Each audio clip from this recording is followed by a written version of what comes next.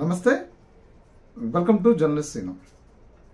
పులివెందులకి ఇప్పుడే ప్రజాస్వామ్యం వచ్చిందా?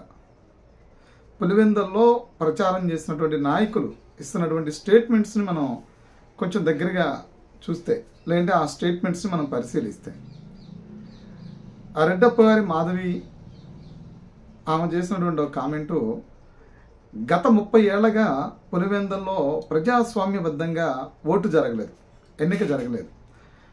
అంటే పులివెందుల నియోజకవర్గానికి ఈ సార్వత్రిక ఎన్నికల్లో పులివెందుల ప్రజలు ఇటు శాసనసభకు సంబంధించినటువంటి లోక్సభకు సంబంధించినటువంటి ఆ 2 ఓట్లు వినియోగించుకుంటున్నారు తప్ప స్థానిక సంస్థలకు సంబంధించినటువంటి ఈ జెడ్పీటీసీ ఎన్నికని ఇంతవరకు వాళ్ళు ఓటే లేదు.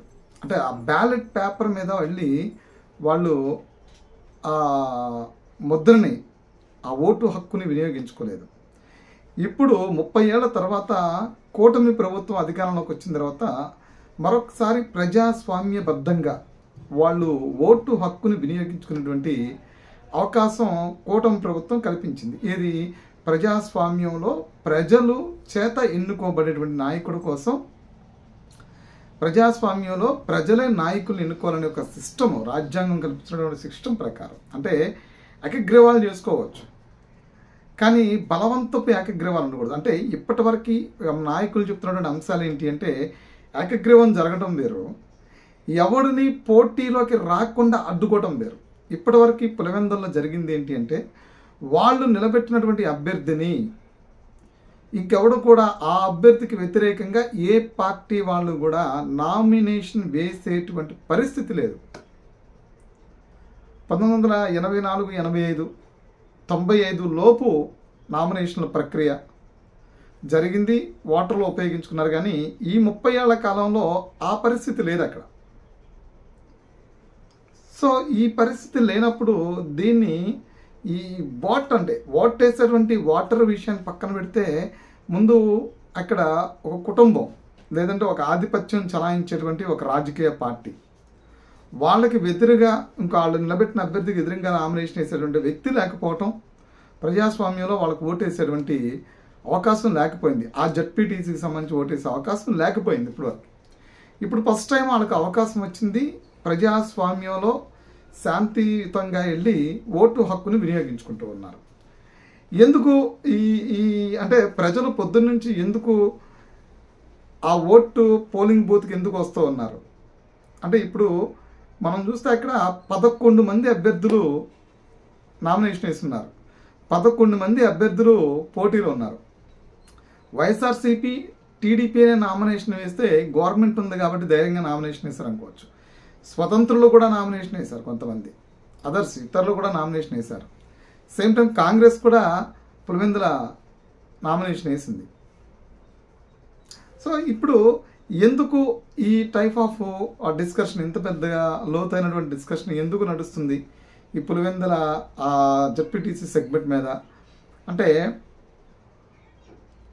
ప్రజలు ఎందుకు ఓటేయడానికి అంత పెద్దగా తరలొస్తూ ఉన్నారు అంటే, ప్రజాస్వామ్యంలో ఓటు హక్కును వినియోగించుకోవడం ప్రతి ఒక్కరికి ఉంటుంది, ఓటేయాలన్నటువంటి ఇది ఉంటుంది.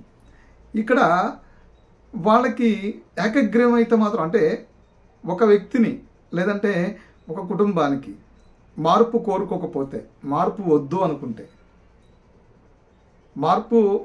మార్పు లేదు, ఏం అవసరం లేదు, ఇక ఏకగ్రీవం మాకు చాలు అనుకుంటే ప్రజలు ఓటేయాలని ఆసక్తితో ఉండరు. ప్లస్ పోతే వాళ్ళకి ఎదురవుతున్నటువంటి ఈ సమస్యలని అధిగమించి, ఏది ఉదయం నుంచి ఓటర్ పోలింగ్ బూత్కి వస్తే కొంతమంది రౌడీ మోకల వాళ్ళని తరిమేసేటువంటి పరిస్థితి, కొన్ని సందర్భాల్లో పోలీసులు కొంత అనుమానంగా ఉన్న వాళ్ళని ఆపిన, లేదంటే మేము ఓటేయడానికి వెళ్తున్నాము మమ్మల్ని అడ్డుకోవద్దని చెప్పని రిక్వెస్ట్ చేసి ఓటేయడానికి వెళ్ళేటువంటి పరిస్థితులు, కొంతమంది మహిళలు పెద్ద ఎత్తున క్యూ లైన్లో నిల్చోవడం, అంటే అరాచకాలకి సంబంధించినటువంటి వ్యక్తుల్ని పొద్దు నుంచి పోలీసులు కంట్రోల్ చేస్తూ ఉన్నారు. వాళ్ళు ఏదో ముసుగులో ఆ పోలింగ్ బూతుల దగ్గర అరాచకాలు సృష్టించాలనేటువంటి యాక్షన్ ప్లాన్ చేసుకుంటూ ఉంటే, దాన్ని పోలీసులు ఎప్పటికప్పుడే వాళ్ళ ఎత్తుగడల్ని ముందుగానే పసిగట్టి వాటిని తరిమి కొడుతున్నటువంటి నేపథ్యం చూస్తున్నాం. కాబట్టి కొంతమందిని అడ్డుకుంటూ ఉన్నారు. దాన్ని కూడా ప్రజాస్వామ్యంలో ఓటేసే వాళ్ళని అడ్డుకుంటున్నారు అనేది ఒక విష ప్రచారం అయితే మొదలైంది. కానీ అది కాదు, దాని ఉన్నటువంటి వేరే విషయం. కానీ అక్కడ ప్రజాస్వామ్యంగా ఎన్నిక జరగాలనుకున్నప్పుడు ఎన్నిక కార్యక్రమం ప్రక్రియ జరగాలనుకున్నప్పుడు ఓటర్ని పోలీసులు కాదు కదా ఎన్నికల కమిషను ప్రభుత్వాలు అడ్డుకో. ఓట్లు వేయకుండా ఒక రాజకీయ పార్టీ అడ్డుకుంటుంది అనేది పొద్దు నుంచి ఉన్నటువంటి ఇన్ఫర్మేషనే. అది నడుస్తున్నది, పెద్ద ఎత్తున నడుస్తుంది. ఆల్రెడీ పోలీసులు కేసులు కడుతూ ఉన్నారు కాబట్టి ఇదంతా ఓకే. ఇప్పుడు ఎందుకు ప్రజలు పెద్ద ఎత్తున ఆ పోలింగ్ బూత్కి వస్తూ ఉన్నారు అనేది, ఎందుకు రెడ్డప్ప గారు ఆ ప్రకటనలు చేస్తున్నారంటే, అక్కడ 30 ఏళ్ల తర్వాత 11 మంది అభ్యర్థులు పోటీ చేశారు. 30 ఏళ్ల తర్వాత పులివెందుల ప్రజలకి స్వాతంత్రం తర్వాత దేశానికి వచ్చిన స్వాతంత్రం ఎలాగో, పులివెందుల ప్రజలకి 30 ఏళ్ల తర్వాత ఓటు వేసే హక్కు కూడా అలా కలిగింది అని. ఎందుకంటే వాళ్ళ అభిప్రాయాలని ఓటు రూపంలో చెప్పలేనటువంటి పరిస్థితి. ఇష్టం లేకపోయినా ఒక కుటుంబ ఆధిపత్యంలో నలిగిపోతున్నటువంటి నేపథ్యం ఇప్పటివరకు చూశారు. ఇప్పుడు దాని నుంచి పులివెందుల ప్రజలు బయటపడ్డారు.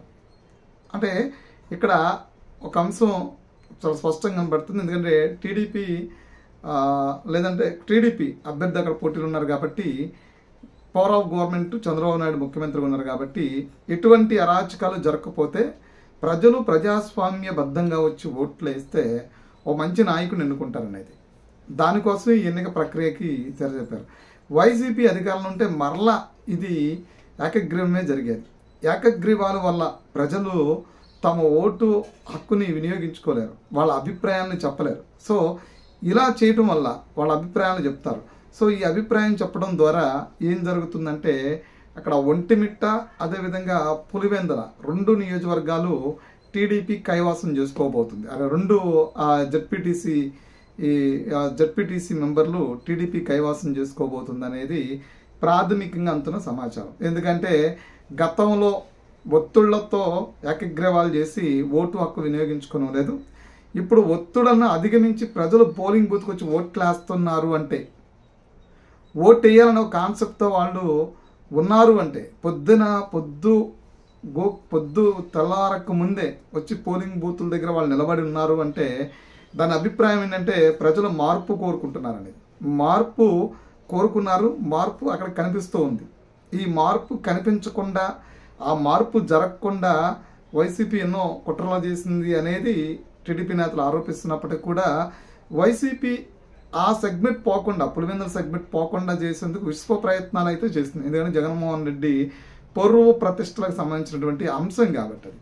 సో దాన్ని గెలవడానికి విశ్వ ప్రయత్నాలు చేసిందని తెలిసింది. కానీ ప్రజలు తీర్పు అనేది ఇక్కడ మెయిన్ కాబట్టి, ప్రజలు జగన్మోహన్ రెడ్డికి వ్యతిరేకంగా తీర్పు ఇవ్వబోతున్నారు అనేది కూడా ఆ సంకేతాలు కూడా వెలువడుతూ ఉన్నాయి. ఎందుకంటే ఓటర్ల జోరు అలా ఉందని చెప్పచ్చు. సో వీడియో నచ్చితే లైక్ చేయండి, షేర్ చేయండి, ఛానల్ని సబ్స్క్రైబ్ చేసుకోండి. ప్రతి వీడియో ఆశాంతం చూడండి, చూసి మీ అభిప్రాయాన్ని కామెంట్ రూపంలో తెలపండి. Thank you.